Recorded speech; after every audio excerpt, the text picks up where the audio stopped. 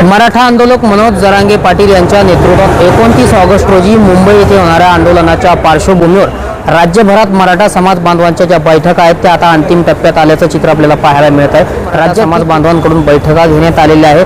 मराठा आरक्षणाचं केंद्रबिंदू असलेल्या जालन्यात देखील नुकतीच काही वेळापूर्वी बैठक पार पडलेली आहे। नियम निर्धार झालेला आहे, कसं नियोजन असणार आहे या संदर्भात बातचीत करण्यासाठी काही मराठा बांधव माझ्यासोबत आहेत। बैठक पार पडलेली आहे, कसं नियोजन या ठिकाणी निर्धार झाला आहे?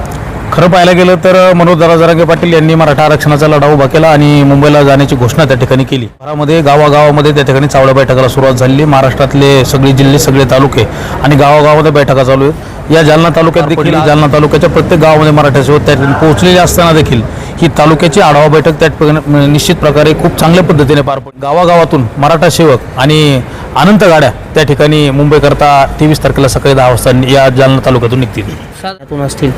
खरं पाहायला गेलं तर एका सर्कलमधून त्या दिवशी 61 गाड्या, अगदी तालुका सर्कल वाटतं काहीतरी आहे, 61 गाड्या त्यांनी अशा समोर ठेवून आपण त्या ठिकाणी बैठक घेतली होती।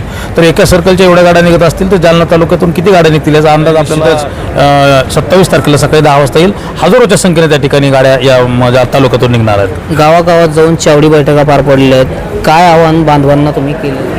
मुंबईला जाण्याच्या संदर्भातलं आव्हान बांधवांना केलं आहे। या ठिकाणी एक प्रकर्षाने गोष्ट देखील महत्त्वाची जाणवली की अनेक ओबीसी बांधवांचा देखील यासाठी पाठिंबा त्या ठिकाणी मिळताना आम्ही गावोगाव बघितलेला आहे। एक गाव तुम्हाला मुद्दामून या ठिकाणी सांगेल की डोंगरगाव साहेब असेल, इथल्या धनगर समाजाच्या किंवा अनेक ओबीसी समाजाच्या बांधवांनी वर्गणी करून त्या ठिकाणी मराठा समाजाला जाण्याच्या संदर्भातल्या मदत आणि जाहीर केलेलं देखील जाणवलं। काय सांगाल, काय तो आता आंदोलन होत आहे मुंबईला, पुन्हा एकदा चलो मुंबईचा नारा जो आहे तो जरांगे पाटलांनी दिलाय, काय तुमचा इशारा आहे सरकारला? एवढंच सांगतो, आज जरांगे पाटलाच्या गेल्या 2 वर्षातून शेवटच्या मराठापर्यंत आरक्षण काय आहे आणि आमचं आरक्षण किती खाल्लं हे सगळ्या मराठीच्या लक्षात आलं।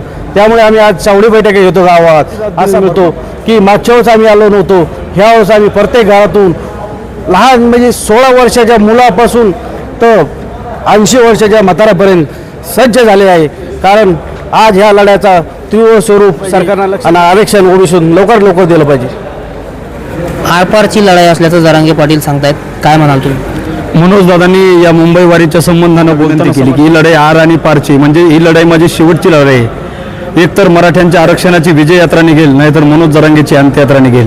जरांगे पाटलाच्या तोंडातून हे वाक्य बाहेर पडताना त्यांच्या डोळ्यात पाणी जे आले ते कोट्यावधी मराठ्यांनी पाहिलेलं आहे आणि त्या जरांगे पाटलाच्या डोळ्यात आलेल्या पाण्याचा आम्हाला त्या ठिकाणी फलित करायचं आहे आणि त्यामुळे आम्हाला मुंबईतून या ठिकाणी आरक्षण घेतल्याशिवाय माघारी परतायचं नाही।